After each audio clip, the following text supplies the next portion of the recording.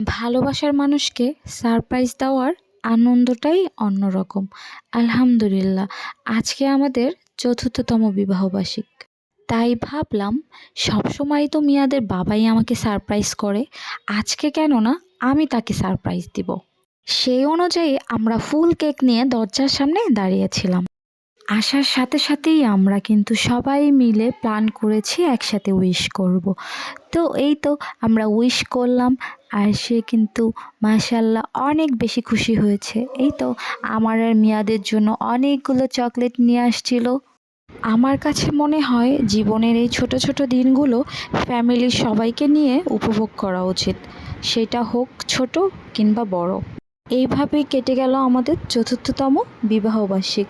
আপনারা কিন্তু সবাই আমাদের জন্য অনেক বেশি দোয়া করবেন, যেন আল্লাহর রহমতে আমরা যেন এইভাবেই হাসি খুশিভাবে বাকি জীবন কাটিয়ে দিতে পারি। সবাই ভালো থাকবেন। আল্লাহ হাফেজ।